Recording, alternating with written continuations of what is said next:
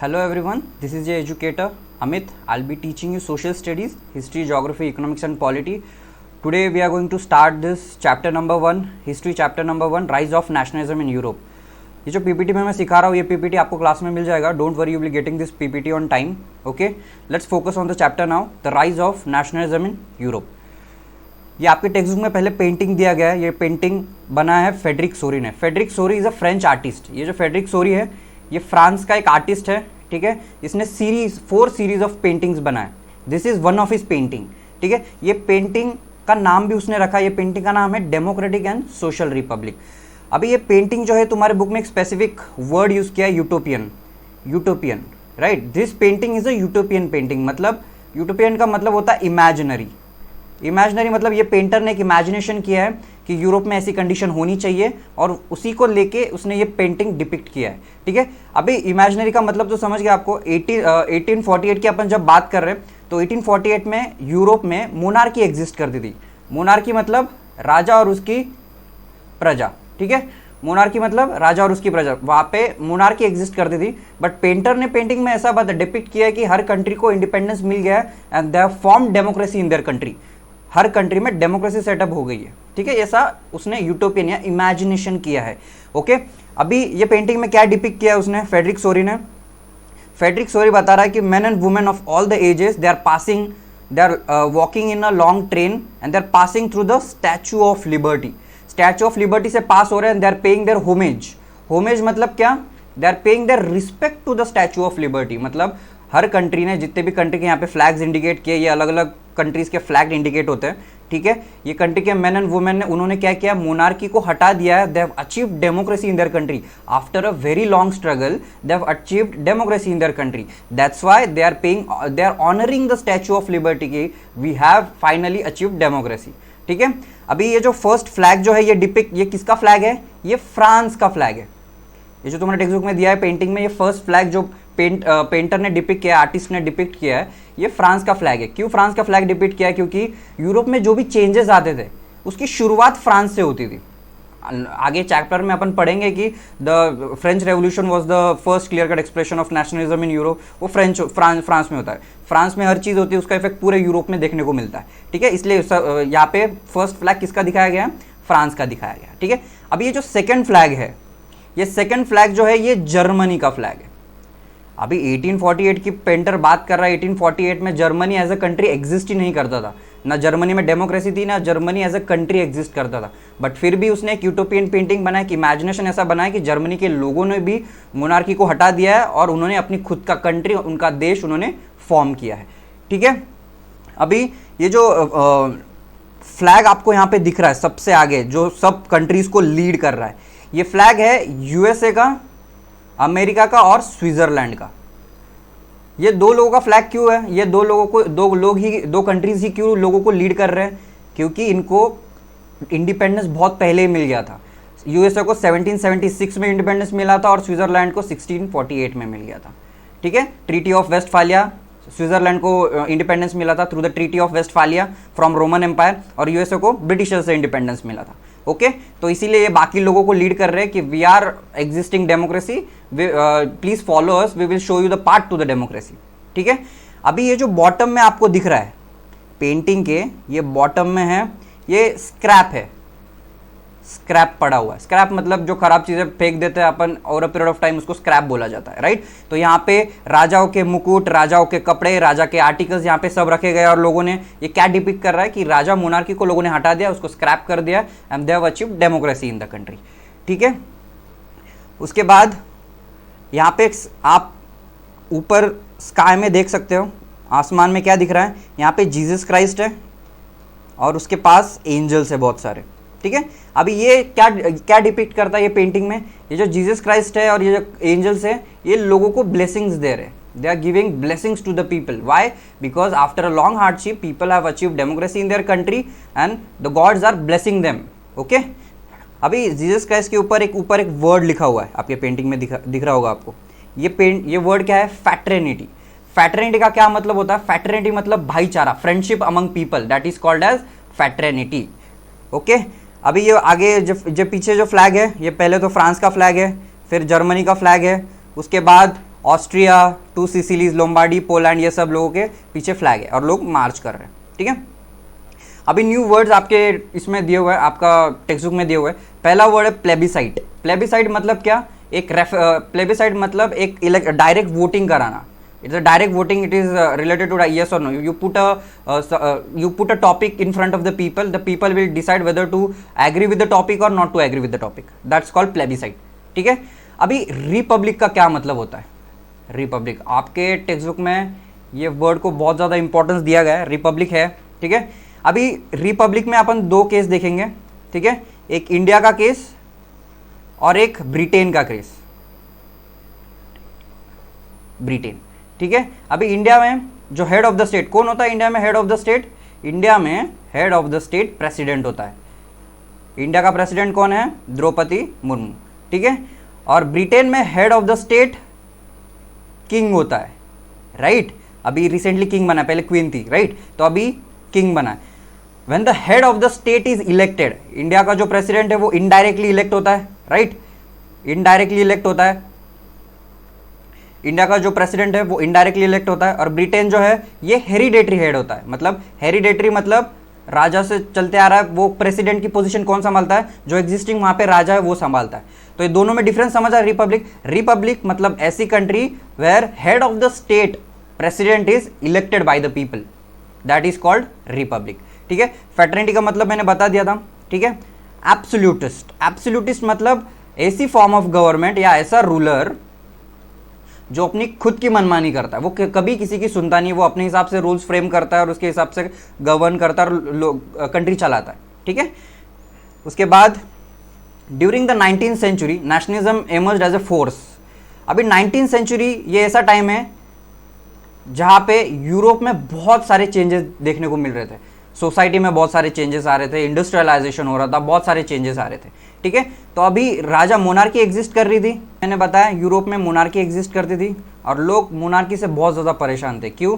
राजा अपने रूल्स अपने मनमानी से फ्रेम करता था, राजा कंटिन्यूस वॉर्स पे जाता था, उससे लोगों को जितने मेल मेंबर्स थे सोसाइटी में या कंट्री में उनको भी जाना पड़ता था। फिर उसके बाद हैवी टैक्सेशन था, राजा हैवी टैक्सेशन इम्पोज करता था क्योंकि अगर वॉर्स पे जाना है तो पैसे की ज़रूरत तो होती है, राइट। तो लोग बहुत ज़्यादा परेशान थे और वो प्रोटेस्ट करना चालू हो गए अगेंस्ट किंग।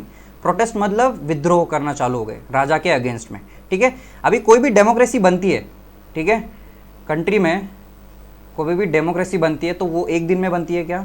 नहीं, democracy is a long process. एक ही दिन में कभी डेमोक्रेसी नहीं बनती है, वो एक फेजेस में बनती है, ठीक है। अभी आपके टेक्स्ट बुक में कुछ फेजेस दिए हुए हैं, ठीक है। क्या है? पहले होता है मोनार्की,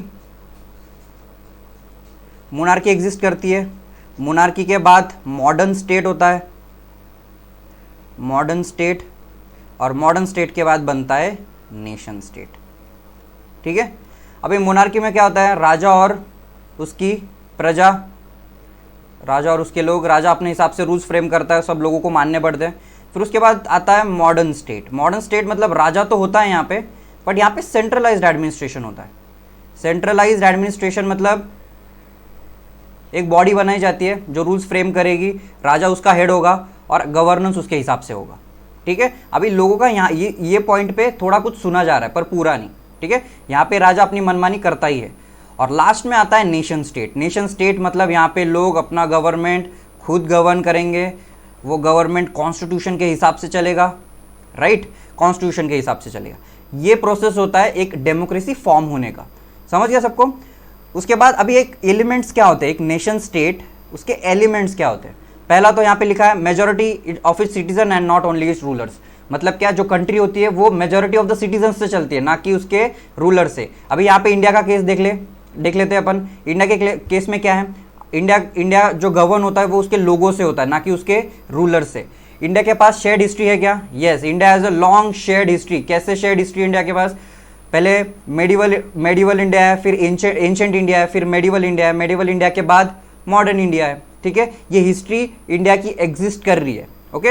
इंडिया की कॉमन सेंस ऑफ आइडेंटिटी भी है। कॉमन सेंस ऑफ आइडेंटिटी मतलब अपन कौन अलग अलग स्टेट से बिलोंग करते हैं, कोई महाराष्ट्र से आता है, कोई राजस्थान से आता है, कोई छत्तीसगढ़ से आता है, but at the end of the day आप सब क्या बोलते हैं? वी आर इंडियंस, ठीक है। समझ गया सबको?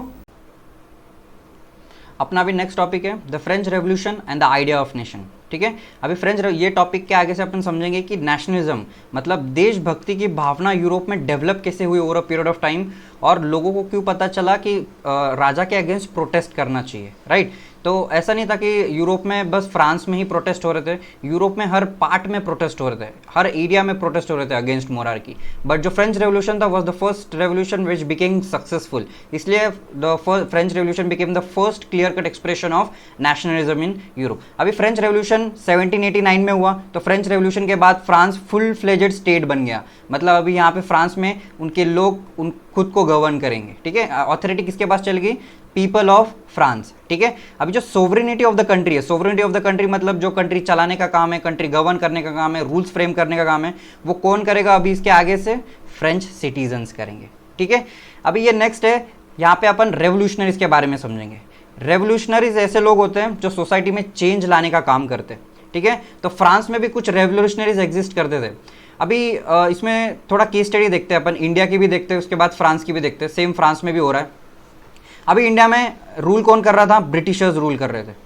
ठीक है, अभी ब्रिटिशर्स जैसे रूल कर रहे थे, इंडिया में most of the population illiterate थी, राइट। लोगों को पता नहीं था कि रूलर क्या होता है, रूलर गवर्न कैसे करते हैं, तो उनके राइट्स क्या है, ऑथोरिटीज़ क्या है, तो उनको समझने को बहुत टाइम लग गया कि अपन ब्रिटिशर्स के अंडर नहीं रूल, अपन खुद ही खुद को रूल कर सकते हैं, हमको ब्रिटिशर्स के अंडर रहने की ज़रूरत नहीं है, या किसी ने अपने को गवर्न करने की ज़रूरत नहीं है। सेम केस फ्रांस में भी ये लोगों को पता चलने के लिए कि राजा जो कर रहा है, राजा जो लोगों को एक्सप्लॉयटेशन कर रहा है वो सही नहीं है, ये लोगों को बताने का काम रेवोल्यूशनरीज ने किया। किसने किया, रेवोल्यूशनरीज ने किया। अभी रेवोल्यूशनरीज ने क्या किया, जो इलिटरेट लोग थे उनको समझाने के लिए कुछ स्टेप्स इंट्रोड्यूस किए कि लोगों को कैसे समझाएं कि नेशनलिज्म क्या होता है और राजा के अगेंस्ट प्रोटेस्ट क्यों करना है और कैसे करना है। ठीक है, तो अभी रेवोल्यूशनरीज ने कुछ स्टेप्स इंट्रोड्यूस किए। अभी पहला स्टेप्स क्या दिया हुआ है, द ला पैट्री एंड ली सिटायन। अभी ला पैट्री मतलब ये कंसेप्ट रेवोल्यूशनरीज ने इंट्रोड्यूस किया। ला पैट्री मतलब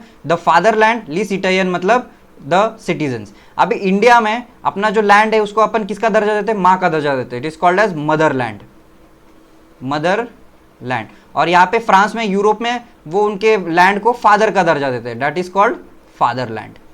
ठीक है, अभी ये तुम्हारे रीजन को, तुम्हारे एरिया को जब मदर या फादर से कनेक्ट करते हो तो उससे क्या हो जाता है, राइट। जब तुम अपने एरिया को या स्पेसिफिक नेशनलिज्म की भावना को तुम तुम्हारे पेरेंट्स के साथ कनेक्ट करते हो तो तुम्हारा एक इमोशनल बॉन्ड क्रिएट हो जाता है, राइट। तुम्हारे लैंड के साथ, तुम्हारे ज़मीन के साथ एक इमोशनल बॉन्ड क्रिएट हो जाता है। एक अच्छा केस स्टडी देता हूँ मैं। ठीक है, इमेजिन करो कि यहाँ पे आप हो, राइट, और यहाँ पे 3 बॉडी बिल्डर्स है जो आपको मारने के लिए आ रहे हैं। ठीक है, आप ऐसे केस में क्या करोगे, एक तो भाग जाओगे, या अगर ताकत है तो लड़ भी लोगे।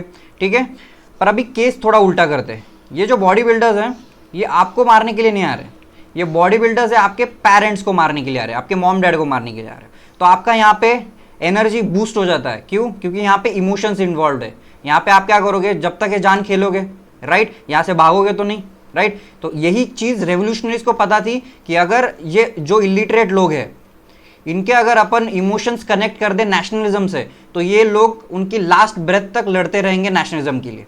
ठीक है, ये कंसेप्ट था ला पैट्री का और ली सिटायन। अभी नेक्स्ट है फ्रेंच रेवोल्यूशनरीज ने क्या लिया, न्यू फ्रेंच फ्लैग इंट्रोड्यूस किया उन्होंने उनके कंट्री के लिए, और जो राजा का जो फ्लैग था उसको डिस्कार्ड कर दिया, उसको हटा दिया और उनका एक फ्लैग इंट्रोड्यूस किया। फ्लैग से क्या हो जाता है, लोगों में यूनिटी आती है। इंडिया के पास भी फ्लैग है, ठीक है, तो ये क्या शो करता है, यूनिटी ऑफ द कंट्री। ठीक है, उसके बाद नेक्स्ट स्टेप स्टेट जनरल जो था। What is state general, state general मतलब ऐसी बॉडी होती थी मोनार्की में जहाँ पे चेयरमैन या हेड राजा होता था, वो चेयर करता था, वहाँ पे पॉलिसीज डिस्कस होती थी या रूल्स रेगुलेशंस डिस्कस होते थे राजा और राजा के रिप्रेजेंटेटिव से। उसको स्टेट जनरल बोला जाता, 9th स्टैंडर्ड में अपन ने पढ़ा है, राइट। तो उसका जो स्टेट जनरल था उसको अभी रीनेम करके क्या नाम दे दिया है, नेशनल असेंबली। ये किसने नाम दिया है, रेवोल्यूशनरीज ने। रेवोल्यूशनरीज ने एक सेंट्रल एडमिनिस्ट्रेशन भी सिस्टम इंट्रोड्यूस किया है। सेंट्रल एडमिनिस्ट्रेशन मतलब क्या, एक बॉडी होगी और वो बॉडी सब रूल्स रेगुलेशंस डिसाइड करेगी एक कंट्री के लिए, और वो सब सबको एप्लीकेबल होंगे, मतलब एक विलेज लेवल तक एप्लीकेबल हो जाएंगे, उसको सेंट्रलाइज एडमिनिस्ट्रेशन सिस्टम बोला जाता है। ठीक है, मतलब एक अपर बॉडी से एक टॉप लेयर का जो बॉडी होता है वही रूल्स फ्रेम करेगा पूरे कंट्री के लिए, उसको बोलते हैं सेंट्रलाइज एडमिनिस्ट्रेशन सिस्टम। और वो सब पूरे कंट्री पे uniform laws for all the citizens लेके आने वाले। अपन ने देखा यूरोप में क्या क्या अलग अलग क्लेरिकल क्लास एग्जिस्ट करता था, ऑरिस्टोक्रेसी है, क्लेरिकल क्लास है, पीजेंट्स रहते थे। ठीक है, ये क्लासेस एग्जिस्ट करते थे। अभी पर रेवोल्यूशनरीज ने क्या किया, सबको इक्वल कर दिया। सब रूल्स रेगुलेशंस होंगे, वो भले अरिस्टोक्रेसी का हो या पीजेंट हो या क्लेरिकल क्लास का, चर्च का आदमी हो, वो सबको इक्वली फॉलो करना पड़ेगा। ठीक है, अभी internal custom duties were abolished. Internal custom duties मतलब क्या, अभी फ्रांस में या यूरोप में कैसा होता था, एक स्पेसिफिक एरिया होता था, तो एक फ्रांस में ये छोटे छोटे प्रोविंसेस एग्जिस्ट करते थे, छोटे छोटे प्रोविंसेस थे, हर प्रोविंसेस को कोई और राजा गवर्न करता था। ठीक है, तो अभी ये कस्टम ड्यूटी मतलब क्या होता है, कस्टम ड्यूटी एक टैक्स होता है। जब एक जगह पे गुड्स प्रोड्यूस होते हैं और एक जगह से वो गुड्स दूसरी जगह सेल करना है, तो उसको कस्टम ड्यूटी एप्लीकेबल होता था। राइट, तो अभी इतने फ्रांस में ही, विद इन फ्रांस इतने सारे प्रोविंसेस है और एक प्रोविंसेस में गुड प्रोड्यूस हो रहा है, उसको दूसरी जगह बेचना है, तो सेल करना है, तो कस्टम ड्यूटी पे करना पड़ता था। तो ये तो सोचो कि इतने सारे प्रोविंसेस है, तो इतने सारे प्रोविंसेस में अलग अलग प्रोविंसेस में आपको आपका गुड्स सेल करना है, तो आपको कितना सारा टैक्स पे करना पड़ेगा। ठीक है, और जो ट्रेड है वो कितना ज़्यादा डिस्टर्ब हो जाएगा, कितना एक्सपेंसिव हो जाएगा, कोई ट्रेड ही नहीं करेगा अगर इतना बड़ा कस्टम ड्यूटी पे करना पड़े तो इसलिए रेवोल्यूशनरीज ने क्या किया, जितने भी इंटरनल कस्टम ड्यूटीज थे वो सब एबॉलिश कर दिए, मतलब पूरे फ्रांस को यूनाइट करने के लिए। अभी ये कस्टम ड्यूटी एबॉलिश करने से क्या होता है, फ्रांस में यूनिटी आ जाती है, लोगों को लगता है कि ये अपना ही एरिया, ये अपना ही प्रोविंस है, यहाँ पे टैक्स इंपोज नहीं हो रहा है। ठीक है, समझ गया इंटरनल कस्टम ड्यूटीज। अभी नेक्स्ट है uniform system of weights and measures. अभी वेट्स एंड मेजर्स मतलब क्या होता था, मैंने जैसे बताया अलग अलग प्रोविंसेस हैं, अलग अलग प्रोविंसेस में अलग अलग राजा रूल कर रहे हैं। ठीक है, तो अगर एग्जांपल देखो, ये अगर ए प्रोविंसेस है, यहाँ पे 1 kg इज इक्वल्स टू 500 ग्राम होगा। ठीक है, ये दूसरा प्रोविंस है, यहाँ पे 1 kg इज इक्वल्स टू 700 ग्राम होगा।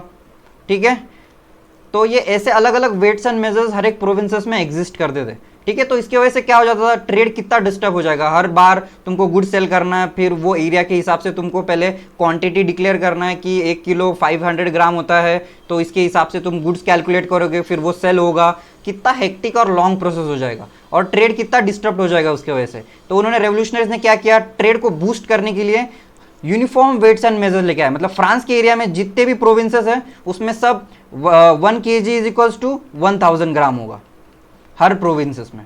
ठीक है, इससे क्या हो जाता है, ट्रेड और फ्लरिश हो जाता है, डिस्ट्रप्शंस कम हो जाते हैं। ठीक है, लास्ट उन्होंने और क्या किया, जो फ्रेंच लैंग्वेज थी उसको कॉमन लैंग्वेज बना दिया। मतलब क्या होता था, फ्रेंच में कैसा था कि हर एक एरिया में अलग अलग रीजनल डायलेक्ट्स बोले जाते थे, मतलब फ्रेंच ही लैंग्वेज थी पर उसके अलग अलग डायलेक्ट्स थे। फॉर एग्जांपल अपन महाराष्ट्र में मराठी बात करते हैं, महाराष्ट्र में जो पुणे की मराठी होती है वो अलग होती है। ठीक है, फिर आप नागपुर चले जाओ वहां पे मराठी अलग होगी, फिर कोंकण में चले जाओ वहां पे मराठी और अलग होगी। तो एक ही लैंग्वेज के बहुत सारे डायलेक्ट एग्जिस्ट करते थे फ्रांस में भी, फ्रेंच लैंग्वेज के। तो उसके वजह से क्या होता था, लोगों में यूनिटी नहीं बन के रहती थी। तो रेवोल्यूशनरीज ने क्या किया, लोगों में यूनिटी डेवलप करने के लिए जितने भी रीजनल डायलेक्ट्स थे उनको डिस्कार्ड कर दिया और फ्रेंच को एक होल एंड सोल लैंग्वेज उन्होंने कॉमन लैंग्वेज बना दिया। समझ गया। और लोगों को बूस्ट करने के लिए वो टाइम पे या मूवीज वगैरह तो होता नहीं था, कुछ एग्जिस्ट नहीं करता था, तो लोग पोयम सुनते थे, ठीक है, स्टोरीज पढ़ते थे, तो उससे ही काम चलता था। तो लोगों को बूस्ट करने के लिए उन्होंने बहुत सारे पोयम्स कंपोज किए, ओथ्स वेर टेकन। ठीक है, ये समझ गया सबको। ठीक है, अभी रेवोल्यूशनर्स ने इतने सारे स्टेप्स लिए, लोगों में चेंजेस लाना उन्होंने चालू किया। उन्होंने जो लिबरेशन था, लिबरेट, लोगों को लिबरेट करने का एक मिशन ही बना लिया कि हम जो एजुकेटेड सेक्शन है वो लोगों को समझाने का काम हम करेंगे। उन्होंने अपना खुद का एक मिशन बना लिया कि जो डेस्पोटिज्म है या ऑटोक्रेटिक रूल है, ऑटोक्रेटिक रूल मतलब राजा अपनी खुद की मनमानी करता था, वो उनको हटाना है, ये उन्होंने अपना खुद का मिशन ही बना लिया। वो मिशन के लिए उन्होंने जैकोबिन क्लब भी बना लिया। जैकोबिन क्लब क्या होता था, एक सेंट जैकोबिन नाम का एक चर्च होता था, वहाँ पे ये डिस्कशन होते थे, वही ये क्लब फॉर्म हुआ है। ठीक है, अब ये जैकोबिन क्लब में क्या होता था, वो डिबेट डिस्कशन करते थे कि राजा कौन सा रूल लेके आ रहा है, ये लोगों के लिए सही है कि नहीं, फिर लोगों को समझाना कि ये रूल कैसे सही है उनके लिए और कैसे गलत है, और राजा उसकी मनमानी कैसे कर रहा है। ठीक है, तो जो फ्रेंच आर्मी थी वो उनका नेशनलिज्म का मैसेज अलग अलग कंट्रीज में पहुंचाना चालू कर दिया, उन्होंने नेशनलिज्म स्प्रेड करना चालू हो गया। ठीक है, इसके बाद आता है नेपोलियन। नेपोलियन एक डिक्टेटर था फ्रांस का, ठीक है, सबको पता है, फेमस पर्सनालिटी। नेपोलियन एक एथिस्ट था। एथिस्ट मतलब जो भगवान को नहीं मानते, ऐसे लोग होते हैं एथिस्ट। ठीक है। नेपोलियन भी एक एथिस्ट था, बट वो सब रिलीजन्स को रिस्पेक्ट करता था, ठीक है। He was tolerant towards all the religions. उसने उसका जर्नी एक फ्रेंच सोल्जर से स्टार्ट किया है, मतलब बहुत ग्राउंड से उठा हुआ आदमी है, उसको पता है ग्राउंड की रियलिटी क्या है, लोगों के प्रॉब्लम्स क्या है, लोगों को साथ कैसा बिहेव करना है। भले ही उसका सपना बहुत बड़ा था कि उसको डिक्टेटर बनना है, देश चलाना है, कंट्री बनाना है, बट उसको ग्राउंड रियलिटी पता थी। बाकी राजाओं को या मोनार्की को उनको ग्राउंड में क्या चल रहा है या कॉमन लोगों के प्रॉब्लम्स क्या है, ये कभी पता नहीं चलता था, ठीक है। He was a military leader, ठीक है। जब मिलिट्री उसके अंडर में आई, वो जब मिलिट्री जनरल बना तो उसने पूरा मिलिट्री अपने हाथ में लिया और उसके बाद डेमोक्रेसी को हटा दिया और पूरा कंट्री अपने हाथ में ले लिया, ठीक है। अब due to the political vacuum, मतलब जब कंट्री में कोई भी लीडर बचा नहीं था, तो नेपोलियन जब मिलिट्री जनरल था उसने लीडरशिप अपने खुद के हाथ में ले ली, ठीक है। अभी जैसे नेपोलियन का इंट्रोडक्शन हुआ, डेमोक्रेसी अपने आप ही खत्म हो गई फ्रांस में। मैंने पहले बताया आप लोगों को कि फ्रांस में बहुत बार डेमोक्रेसी आती थी और नेपोलियन जैसे डिक्टेटर आते और डेमोक्रेसी खत्म कर देते थे, ठीक है। ये डेमोक्रेसी नेपोलियन आने के बाद खत्म हो गई। अभी नेपोलियन एक ग्राउंड से कनेक्टेड आदमी था, उसको पता था लोगों के प्रॉब्लम्स क्या है, लोगों रियलिटी क्या है ग्राउंड की, ठीक है। और उसका ऐसा भी मानना था कि over a period of time अगर मैं लोगों को सर्वाइवल नीड्स उनके दे दूं, उनको रोटी कपड़ा मकान ये ज़रूरतें उनकी पूरी कर दूं, तो लोग in the form of dictator मेरे को एक्सेप्ट करेंगे, ऐसा नेपोलियन का मानना था, ठीक है। For the short period Napoleon का ये मानना सही भी था, ठीक है। उसके लिए उसने कुछ कोड इंट्रोड्यूस किए थे। वो कोड को क्या बोला जाता है? नेपोलियनिक कोड और सिविल कोड ऑफ 1804। ये कोड क्या है? नेपोलियन ने इकोनॉमी को बूस्ट करने के लिए या लोगों की सिचुएशन अच्छे करने के लिए इकोनॉमी में कुछ चेंजेस लाए थे। वो क्या चेंजेस है अपन देखेंगे, ठीक है। अभी नेपोलियन ने क्या क्या चेंजेस लाए? इस्टेब्लिश्ड इक्वालिटी बिफोर लॉ, ये बहुत बड़ा चेंज है सोसाइटी में। इक्वालिटी बिफोर लॉ मतलब क्या? मोनार्की के वक्त 3 क्लासेस एग्जिस्ट करती थी, अरिस्टोक्रेसी, क्लेरिकल क्लास मतलब चर्च, क्लेरिकल क्लास, और लास्ट थे पीजेंट्स, ठीक है। अभी यूरोप में जो टैक्स पे करते थे वो बस पीजेंट्स थे, ओनली पीजेंट्स यूज्ड टू पे टैक्सेस, और एक क्लेरिकल क्लास थे, ये अपना सोसाइटी में अपना ओहदा एंजॉय करते थे, they used to be on a higher status as compare to peasants, ठीक है। तो अभी जब नेपोलियन आया उसने क्या किया? एक नया लॉ इंट्रोड्यूस किया कि भले ही आदमी एरिस्टोक्रेसी का हो या पीजेंट का हो, सबके लिए लॉज इक्वली अप्लाई होंगे, समझ रहे हैं? सबके लिए लॉज इक्वली अप्लाई होंगे। ये पीजेंट्स लोगों के लिए बहुत बड़ी बात थी, उनके लिए ये इक्वालिटी मिलना, मोनार्की में तो कभी मिलती नहीं थी इक्वालिटी, तो यहाँ पे उनको इक्वालिटी मिलना बहुत बड़ी बात हो गई थी, ठीक है। He secured the right to property. Right to property मतलब पहले मोनार्की में राजा क्या करता था? कभी किसी की जमीन लगी तो वो जमीन ले लेता था उनसे, ठीक है, उनसे छीन लेता था जमीन। पर अभी नेपोलियन ने क्या कोड लाया, क्या राइट दे रहा है वो? राइट टू प्रॉपर्टी, मतलब किसी की जमीन नहीं छीनी जाएगी, हर किसी को अपने जमीन का अधिकार है, ठीक है, समझ गया। उसने उसके बाद एक सिंप्लीफाइड एडमिनिस्ट्रेशन डिवीजन लाया, कुछ अलग अलग डिपार्टमेंट सेटअप किए, एबॉलिश फ्यूडल सिस्टम। अभी फ्यूडल सिस्टम क्या होता है? फ्यूडल सिस्टम मतलब जो अरिस्टोक्रेसी के लोग थे वो स्लेव्स अपने साथ रखते थे, उनका घर का काम करने के लिए, उनका एग्रीकल्चर का काम करने के लिए वो फ्यूडल सिस्टम स्लेव्स रखते थे। स्लेव्स को परचेस किया जाता था और जिंदगी भर वो स्लेव्स को वो अरिस्टोक्रेसी वो आदमी के साथ रहना पड़ता था। तो इसने नेपोलियन ने क्या किया? उसने जो फ्यूडल सिस्टम था वो एबॉलिश कर दिया, हटा दिया, कोई स्लेव्स नहीं रखेगा, ठीक है। उसके बाद उसने जो गिल्ड रिस्ट्रिक्शन थे वो भी हटा दिया। गिल्ड रिस्ट्रिक्शन मतलब ट्रेड रेस्ट्रिक्शंस, ठीक है। ट्रेड रेस्ट्रिक्शन मतलब जो इकोनॉमी बूस्ट करने के लिए रेवोल्यूशनर्स ने अपन ने देखा कस्टम ड्यूटीज एबॉलिश कर दी थी, तो इसने भी जो छोटे मोटे टैक्सेस थे या ट्रेड रेस्ट्रिक्शंस थे वो सब हटा दिए और इकोनॉमी को बूस्ट कर दिया, ठीक है। और उसने जो पीजेंट्स थे, पीजेंट्स को फ्री कर दिया, किससे? सर्व्ड आर्म्स एंड मैनोरियल ड्यूज से। ये मैनोरियल ड्यूज मतलब क्या होता था? एरिस्टोक्रेसी के जो भी लोगों को, पीजेंट्स के लोग जितने भी एरिस्टोक्रेसी के पास काम करते थे उनको पैसा, उनको टैक्स पे करना पड़ता था, एरिस्टोक्रेसी को और क्लेरिकल क्लास को भी, ठीक है। तो जो भी टैक्सेस थे वो नेपोलियन ने उनके सब माफ कर दिए, अभी किसी को टैक्स पे करने की जरूरत नहीं थी। नेपोलियन ने ट्रांसपोर्टेशन में भी कुछ बहुत सारे चेंजेस लाए, फ्रांस में कम्युनिकेशन सिस्टम अच्छा कर दिया।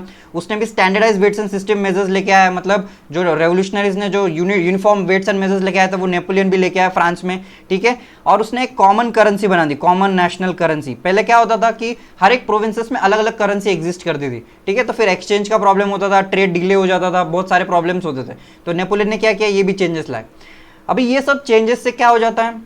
फ्रांस में थोड़े टाइम के लिए इकोनॉमी बहुत ज़्यादा बूस्ट हो जाती है, लोग खुश हो जाते हैं, लोग रोटी कपड़ा मकान ये इश्यूज नहीं रहते और नेपोलियन को लाइक करना स्टार्ट करते हैं, लोग नेपोलियन को पसंद करना चालू करते हैं। क्यों? क्योंकि ये जो चेंजेस, राइट टू इक्वालिटी दे रहा है, राइट टू प्रॉपर्टी दे रहा है, ये जो राइट्स हैं ये उनको मोनार्की में नहीं मिलते थे, तो उनको ऐसा लगता था कि Napoleon is the harbinger of liberty, लोगों को इंसाफ दिलाने के लिए आया है ये, ठीक है।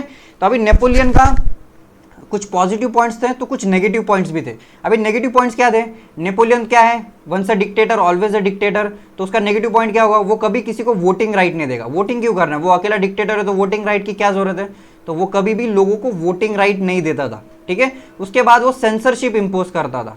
सेंसरशिप मतलब क्या, जो भी न्यूज़पेपर या आर्टिकल्स उसके अगेंस्ट लिखे जाते थे वो उनको बैन कर देता था, ठीक है। उसको अच्छा नहीं लगता था कोई उसके अगेंस्ट में लिखे, वो सीधा सीधा उस पर सेंसर लगा देता था, ठीक है। उसके बाद वो फोर्सफुली लोगों को रिक्रूट करता था, recruited people in the army, forcefully recruited people in the army. अभी उसको एक्सपांशन करना था नेपोलियन को, he wanted to expand France, ठीक है। तो एक्सपांशन के लिए वॉर्स करने पड़ेंगे, वॉर्स करने के लिए लोगों की ज़रूरत पड़ेगी, स्पेशली मेल, राइट, वॉर पे मेल ही जाते हैं ज़्यादा, ठीक है। तो वो क्या करता था, फोर्सफुली लोगों को या मेल मेंबर्स को उसके आर्मी में पार्टिसिपेट या रिक्रूट कराता था, ठीक है। ये लोगों को पसंद नहीं आता था, ठीक है। समझ गया ये नेपोलियन का। चलो नेक्स्ट टॉपिक स्टार्ट करते हैं। तो नेक्स्ट टॉपिक है आपका the making of nationalism in Europe. अब ये टॉपिक में अपन क्या पढ़ेंगे कि यूरोप एज अ कॉन्टिनेंट कैसे अलग अलग एरियाज में डिवाइडेड था, कैसे अलग अलग उसमें प्रोविंसेस थे, अलग अलग लैंग्वेजेस एग्जिस्ट करती थी, अलग अलग कल्चर्स एग्जिस्ट करते थे, अलग अलग इथनिसिटी के ग्रुप्स एग्जिस्ट करते थे, ठीक है। तो यूरोप डिवाइडेड था अलग अलग एरियाज में, ठीक है। तो उसमें यूनिटी एज सच नहीं थी। तो in the 18th century there were no nation state in Europe was there, मतलब कोई भी नेशन एज सच वहाँ पे एग्जिस्ट नहीं करता था। There were kingdoms, duchies and cantons. अभी ये तीनों वर्ड्स का मीनिंग क्या होता है, ये तीनों वर्ड्स का एक ही मीनिंग होता है, that is called autonomous provinces, ठीक है। बस ऑटोनोमस प्रोविंसेस मतलब जो किंगडम्स होते थे वो जर्मनी में वहाँ पे प्रोविंसेस को किंगडम बोला जाता था, इटली में डचेस बोला जाता था, ठीक है। कैंटन्स प्रोविंसेस बोला जाता था स्विट्जरलैंड में, ठीक है। किंगडम्स जर्मनी में बोला जाता था, डचेस इटली में बोला जाता था और कैंटन्स स्विट्जरलैंड में बोला जाता था, ठीक है। अभी ईस्टर्न एंड सेंट्रल यूरोप का जो पार्ट था वो ऑटोक्रेटिक मोनार्कीज के अंडर था। कौन से था, ऑटोक्रेटिक मोनार्कीज के अंडर था। And in this kingdom there live different people which comes from different cultures, identities, they spoke different languages and belong to different ethnic groups, ठीक है। अभी जो बाइफर्केशन में बता रहा हूँ कि यूरोप कॉन्टिनेंट में कैसे अलग अलग इथनिसिटी के लोग एग्जिस्ट करते थे। जो लोम्बार्डी और वेनेटिया का जो एरिया था वहाँ पे इटालियन स्पीकिंग पॉपुलेशन ज़्यादा थी। जो गैलेशिया जो टर्की में है वहाँ पे पोलिश स्पीकिंग पॉपुलेशन ज़्यादा थी। अभी ये नीचे जो बोहेमियंस एंड स्लोवन्स आपको दिख रहे हैं ये कल्चर के लोग हैं, ठीक है। जो नॉर्थ यूरोप का जो पार्ट है वहाँ पे बोहेमियंस एंड स्लोवन्स लोगों का सिविलाइजेशन था। जो स्लोवेनियंस थे जो कार्नोलिया में थे, ठीक है। जो क्रोट्स थे वो साउथ में थे, साउथ यूरोप में थे। जो रोमन्स थे वो ईस्ट ऑफ ट्रांसविलिया में सेटल्ड थे, ठीक है। अभी यूरोप में सबसे बड़ा जो एम्पायर था वो हैब्सबर्ग एम्पायर था। उसमें ये एरियाज थे एल्पेन रीजन, सुडेनलैंड, ऑस्ट्रिया, हंगेरी, बोहेमिया। अभी जो सुडेनलैंड था यहाँ पे जो अरिस्टोक्रेसी के लोग थे, ये अरिस्टोक्रेसी के बारे में अपन नेक्स्ट इसमें पढ़ेंगे। अरिस्टोक्रेसी के जो लोग थे वो जर्मन स्पीकिंग थे, जर्मन लैंग्वेज में बात करना प्रेफर करते थे। जो हंगेरी था वहाँ पे जो हाफ ऑफ द पॉपुलेशन था वो कौन सी लैंग्वेज में बात करता था, magyर। तो यहाँ पे आप समझ सकते हो कि यूरोप में एज सच कितना वेरिएशन है, डाइवर्सिटी अलग है, अलग अलग कल्चर के लोग हैं। तो यूनिटी एज सच वो लोगों में नहीं थी। दे हैव द यूनिटी और they pay their allegiance only to the king, बस किंग को रिकग्नाइज करते थे, ठीक है। हालांकि उन्होंने किंग को भी कभी देखा नहीं था, किंग कभी पैलेस के बाहर आता नहीं था या कभी लोगों जनरल पब्लिक में दिखता नहीं था, but they gave their allegiance only to the king, ठीक है। अभी नेक्स्ट इसमें अपन देखते हैं कि आपने 9th स्टैंडर्ड में पढ़ा होगा। 9th स्टैंडर्ड में 3 स्टेट्स पढ़े। There were 3 classes of people. 3 classes मतलब यूरोप में उसको स्टेट बोला जाता था, ठीक है। स्टेट के बारे में पढ़ा है। फर्स्ट स्टेट था, सेकेंड स्टेट था और थर्ड स्टेट था। फर्स्ट स्टेट में कौन से लोग आते थे, फर्स्ट स्टेट में ऐसे लोग आते थे जो नोबिलिटी है। नोबिलिटी मतलब राजा से जुड़े हुए जो लोग हैं वो फर्स्ट स्टेट में आते थे। राजा, उसके फैमिली मेंबर्स, उसके रिप्रेजेंटेटिव्स सब फर्स्ट स्टेट में आते थे। सेकेंड स्टेट में कौन से लोग आते थे, क्लेरिकल क्लास आता था, क्लेरिकल क्लास। अभी क्लेरिकल क्लास मतलब कौन से लोग होते थे, ये चर्च होते थे, चर्च के लोग। मतलब जो चर्च के लोग होंगे वो सेकेंड स्टेट में आएंगे, जो फर्स्ट स्टेट के लोग हैं वो नोबिलिटी के होंगे, और जो थर्ड स्टेट के लोग होते थे उनको पीजेंट्स बोला जाता था, ठीक है। ये 9th स्टैंडर्ड में आप लोगों ने पढ़ा है। अभी जो पीजेंट्स थे वो टैक्स ये दोनों लोगों को पे करेंगे, ठीक है। पीजेंट्स जो थे वो राजा को भी टैक्स पे करते थे, वो चर्च को भी टैक्स पे करते थे। ये क्लासेस अपन ने 9th स्टैंडर्ड में देखा है, ठीक है। अभी यही यही डिफ्रेंसिएशन यहाँ पे अरिस्टोक्रेसी में भी आपको दिखेगा कि अरिस्टोक्रेसी के जो लोग हैं, यहाँ पे फ्रांस में अरिस्टोक्रेसी एग्जिस्ट करती थी और पीजेंट्स एग्जिस्ट करते थे। अरिस्टोक्रेसी मतलब ऐसे कैटेगरी ऑफ द सोसाइटी जो सोशली और पॉलिटिकली बहुत ज़्यादा पावरफुल है, बहुत ज़्यादा पैसे वाले लोग हैं, they are richer section of the society, ठीक है। They have a common way of life, मतलब उनका सब लोगों का एक कॉमन वे ऑफ लाइफ है। They own most of the town houses and estate in the country, मतलब बहुत ज़्यादा प्रॉपर्टी उनके नाम पे होती थी। Aristocracy own much of the property in Europe, ठीक है। वो फ्रेंच में बात करना प्रेफर करते थे। ऐसा नहीं था कि अरिस्टोक्रेसी के लोग अलग अलग रीजनल डायलेक्ट्स में बात नहीं करते थे, वो रीजनल डायलेक्ट्स में बात करते थे, बट फ्रेंच में बात करना वो प्रेफर करते थे। क्यों? फॉर एग्जांपल इंडिया में देखो, इंडिया में बहुत सारे लैंग्वेजेस है, बस आज अपन इंग्लिश में बात करना प्रेफर करते हैं क्योंकि ऐसा लगता है कि ये आदमी हाईली इंटेलेक्चुअल है जब अगर इंग्लिश में अपन बात करते हैं तो, ठीक है। तो सेम केस फ्रांस में फ्रेंच लैंग्वेज के लिए थी, ठीक है। अभी जो फैमिलीज थी अरिस्टोक्रेसी के, they used to marry within aristocracy, मतलब पैसे वाले की लड़की पैसे वाले के लड़के के साथ शादी करेगी। They used to have marriage alliances within the aristocracy, ठीक है। और जो अरिस्टोक्रेसी के लोग थे वो स्मॉल ग्रुप थे, मतलब माइनॉरिटी में थे, इनका पॉपुलेशन बहुत कम था एज कंपेयर टू पीजेंट्स। यहाँ पे देख सकते हो आप लोग, अरिस्टोक्रेसी के लोग रिच, पॉलिटिकली स्ट्रांग, उनके कपड़े देखो, उनका घर देखो, ठीक है। उसके बाद ये दूसरा सेक्शन है पीजेंट्स। पीजेंट्स मतलब सोसाइटी के गरीब लोग, they are poor section of the society.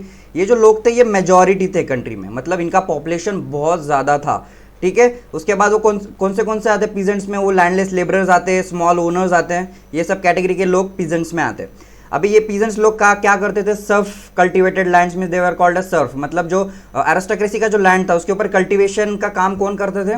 Peasants लोग करते थे। ये दोनों का बाइफर्केशन समझ गया? ये दो क्लास एग्जिस्ट करते थे यूरोप में, ठीक है। उसके बाद आता है emergence of a new middle class. अभी ये जो न्यू मिडिल क्लास है ये एग्जिस्ट नहीं करते सोसाइटी में, बट इनका बर्थ होता है, ठीक है। ये न्यू मिडिल क्लास का बर्थ कैसे होता है वो देखेंगे अपन, ठीक है। अभी during the 18th century industrial revolution Europe में स्टार्ट हो जाता है। सबसे पहले इंडस्ट्रियल रेवोल्यूशन कहाँ स्टार्ट होता है? ब्रिटेन में चालू होता है, ब्रिटिश एरियाज में स्टार्ट हो जाता है। तो up to the 19th century तक अलग अलग यूरोप के अलग अलग पार्ट्स में भी इंडस्ट्रियल रेवोल्यूशन स्टार्ट हो जाता है, फ्रांस में भी स्टार्ट हो जाता है। तो इंडस्ट्रियल रेवोल्यूशन से के वजह से क्या हो जाता है? बहुत ज़्यादा ह्यूज क्वांटिटी में इंडस्ट्रीज सेटअप होना स्टार्ट हो जाती है, बहुत ज़्यादा इंडस्ट्रीज सेटअप होती है। अभी मोनार्की के टाइम पे क्या होता था? मोनार्की के टाइम पे लोगों को एम्प्लॉयमेंट मिलता था, बट कभी 10 दिन मिल गया, कभी 2 महीना मिल गया, ऐसा अनसर्टन एम्प्लॉयमेंट उनको मिलता था। बट अभी इंडस्ट्रीज, जब 19th सेंचुरी में इंडस्ट्रीज सेटअप होना स्टार्ट हो गए तो इंडस्ट्रीज में लोगों को जॉब मिलना चालू हो गए। सुपरवाइजर होगा, वर्कर होगा, इंडस्ट्रीज में अलग अलग जगह होते हैं, वहाँ पे काम करना पड़ता है, इंडस्ट्रीज चलती है, ठीक है। तो अभी ये जो फ्रांस के जो लोग थे इनको एम्प्लॉयमेंट मिलना चालू हो गया। बस एम्प्लॉयमेंट नहीं, बट उनको employment full year 365 days employment मिलना चालू हो गया। तो अभी इसके वजह से क्या हो गया? एक न्यू सेक्शन का बर्थ हुआ।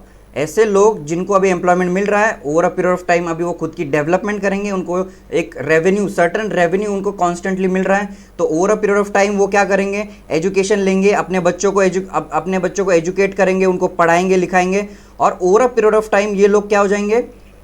Educated section of the society, ठीक है। अभी आपको समझ रहा है मिडिल क्लास लोगों का बर्थ कैसे होता है? इंडस्ट्रियल रेवोल्यूशन की वजह से मिडिल क्लास लोगों का बर्थ होता है, ठीक है। अभी ये जो मिडिल क्लास लोग होंगे, जो मिडिल क्लास सोसाइटी के जो लोग होंगे, ये अभी एजुकेटेड लोग हैं, ठीक है। एजुकेटेड है मतलब उनको अभी समझेगा कि राजा कैसे अपना किंगडम चला रहा है, राजा कौन सी पॉलिसीज फ्रेम कर रहा है, पॉलिसीज लोगों के लिए अच्छी है कि नहीं है, ठीक है। ये लोगों को अभी समझना चालू हो जाएगा क्योंकि अभी इन्होंने एजुकेशन लेना चालू किया है, ठीक है।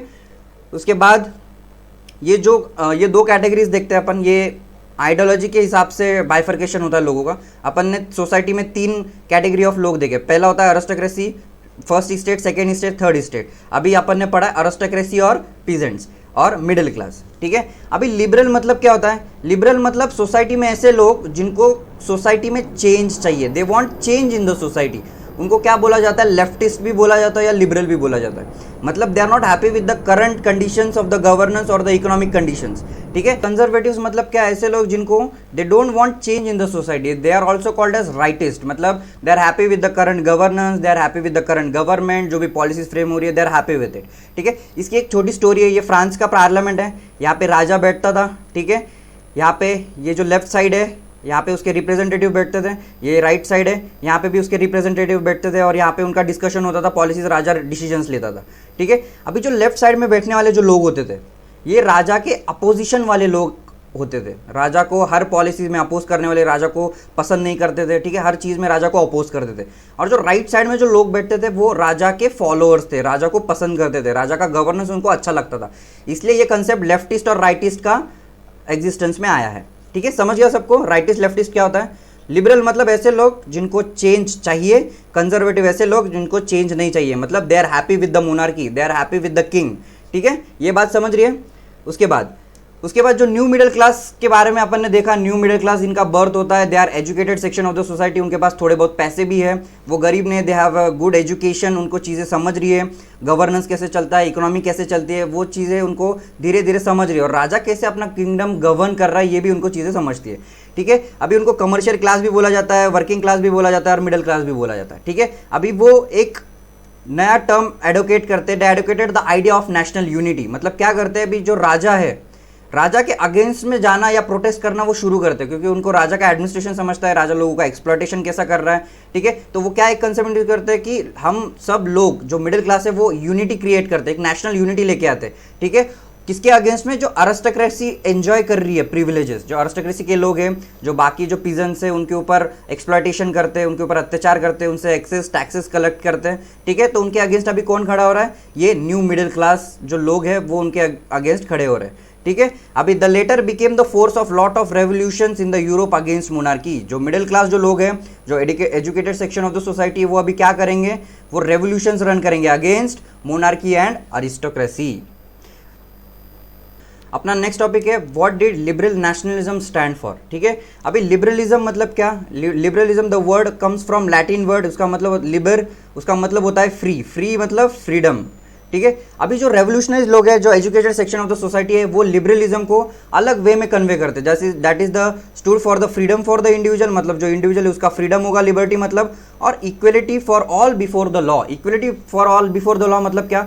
अपन ने देखा कि जैसे यूरोप में फर्स्ट स्टेट, सेकेंड स्टेट और थर्ड स्टेट एग्जिस्ट करते थे, ठीक है। अब ये स्टेट, ये जो फर्स्ट दो स्टेट थे, ये दोनों किससे टैक्सेस कलेक्ट करते थे? पीजेंट से टैक्सेस कलेक्ट करते थे। तो पीजेंट्स क्या करते थे? सब दोनों सेक्शंस को टैक्सेस देके, बस ये अकेला जो पीजेंट था वो अकेला टैक्स पे करता था, ये दोनों को टैक्सेस पे नहीं करने पड़ते थे, ठीक है। तो अभी ये न्यू मिडिल क्लास लोगों ने क्या किया? उनके लिए ये लिबरलिज्म किस चीज़ के लिए स्टैंड होता है? Freedom for the individual and equality for all before the law, ठीक है। अभी जो new middle class section of the society है वो क्या करेंगे? अभी कुछ सोसाइटी में कुछ डिमांड्स रखेंगे, उनके कुछ पॉलिटिकल डिमांड्स होंगे, कुछ इकोनॉमिकल डिमांड्स होंगे, ठीक है। अभी जो पॉलिटिकल डिमांड्स क्या होंगे? उनको गवर्नमेंट चाहिए बाय देयर कंसेंट, मतलब इलेक्टेड गवर्नमेंट चाहिए, उनके मर्जी से चलने वाली गवर्नमेंट चाहिए। उनको एंड ऑफ ऑटोक्रेसी चाहिए, मतलब राजा जो अपनी मनमानी करता था या जो चर्च अपनी मनमानी करते थे, उनके जो प्रिविलेजेस होते थे, उनकी क्या डिमांड्स है? वो प्रिविलेजेस खत्म होने चाहिए और राजा की ऑटोक्रेसी खत्म होनी चाहिए। उनका नेक्स्ट डिमांड क्या थे? इनवायबिलिटी ऑफ द प्राइवेट प्रॉपर्टी, मतलब राजा क्या करता था पहले? जो प्राइवेट चर्च या राजा दोनों क्या करते थे? जो प्रॉपर्टी होती थी पीजेंट्स की वो स्नैच कर लेते थे, ठीक है, खुद ले लेते थे। तो उनको क्या चाहिए? राइट टू प्राइवेट प्रॉपर्टी भी चाहिए। नेपोलियन ने दिया था राइट टू प्रॉपर्टी, पर यहाँ पे जो कंजर्वेटिव है वापस राइट टू प्रॉपर्टी नहीं देते लोगों को। मोनार्की में राइट टू प्रॉपर्टी भी एग्जिस्ट नहीं करती थी। और उनको क्या चाहिए? कॉन्स्टिट्यूशन चाहिए जिससे उनकी कंट्री गवर्न होनी चाहिए। रिप्रेजेंटेटिव फॉर्म ऑफ गवर्नमेंट चाहिए, मतलब उनके लोग, इलेक्टेड लोग चाहिए जो उनका गवर्नेंस रन करेंगे, ठीक है। No voting right for those without the property. अभी ये वाली चीज़ थोड़ी नहीं है कि यूरोप में वुमेन और the man who did not have the property, उनको राइट्स बहुत बाद में मिले। यहाँ पे वोटिंग राइट किसको दिए जा रहे हैं? बस the man with the property, जिसके पास प्रॉपर्टी है उन्हीं मेन्स को यहाँ पे वोटिंग राइट दिया जा रहा है, ठीक है। Equality before law did not necessarily mean the universal adult suffrage, मतलब सबको वोटिंग राइट नहीं मिल रहा है, ओनली मैन हैविंग प्रॉपर्टी उनको वोटिंग राइट का अधिकार है, ठीक है। During revolutionary France, the right to vote and to get elected was granted exclusively to the only property owning men. जिसके पास प्रॉपर्टी है वही वोट कर सकता है।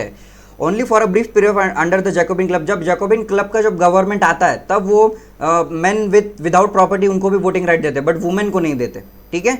However the Napoleon code went back to the limited suffrage and reduce, जब Napoleon आता है तो उनका वोटिंग राइट छीन लेता है, उनको कोई रिप्रेजेंटेटिव गवर्नमेंट नहीं मिलता है, कुछ नहीं मिलता है, ठीक है।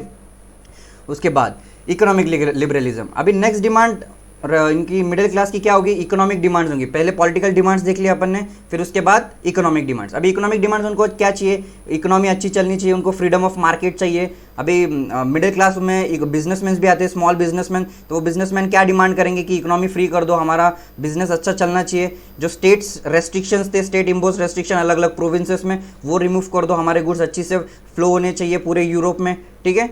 अभी उसका एक जर्मन जो नेपोलियन था, उसने जर्मन कॉन्फेडरेसी बनाई थी, ठीक है। जर्मन कॉन्फेडरेसी बनाई थी 39 स्टेट्स की, ठीक है। अभी ये कॉन्फेडरेसी में क्या था, ये कॉन्फेडरेसी में जितने स्टेट्स थे उनकी एक ही करेंसी थी, वेट्स एंड मेजर्स सेम थे, कस्टम बैरियर्स उनमें नहीं थे विद इन द 39 स्टेट्स, ठीक है। और उनके जो रीजन में जो अलग अलग जो प्रोविंसेस थे उसमें वेट्स एंड मेजर्स अलग थे, बट यही जो कॉन्फेडरेसी थी उसमें सेम थे, ठीक है। पर अभी इससे क्या हो जाता है, अगर अलग अलग प्रोविंसेस में अगर अलग अलग वेट्स एंड मेजर्स है, अलग अलग करेंसी एग्जिस्ट कर रही है, तो उसमें ट्रेड करना मुश्किल हो जाता है, राइट। ट्रेड बहुत ज़्यादा हेक्टिक हो जाता है। उसके बाद मतलब अगर अलग अलग प्रोविंसेस में अलग अलग करेंसी है, तो वो करेंसी एक्सचेंज करनी पड़ेगी, वो करेंसी का एक्सचेंज रेट निकालना पड़ेगा, फिर फाइनली वो गुड्स वो अलग प्रोविंसेस में सेल होंगे, ठीक है। फिर उसके बाद इकोनॉमिक राइट्स के लिए उन्होंने एक कस्टम यूनियन फॉर्म किया with the initiative of Prussia, ठीक है। ये ज़ोल्वरिन ये कस्टम यूनियन का नाम है। ये ज़ोल्वरिन स्पेसिफिक इकोनॉमिक डिमांड्स के लिए बनाया गया था, ठीक है। तो ज़ोल्वरिन ने कुछ स्टेप्स लिए थे उनकी इकोनॉमी को बूस्ट करने के लिए, उनकी इकोनॉमी को बढ़ाने के लिए, ठीक है। क्या किया था उन्होंने, ज़ोल्वरिन ने एबॉलिश ट्रेड बैरियर्स, उन्होंने जो जितने भी ट्रेड बैरियर्स थे वो हटा दिए।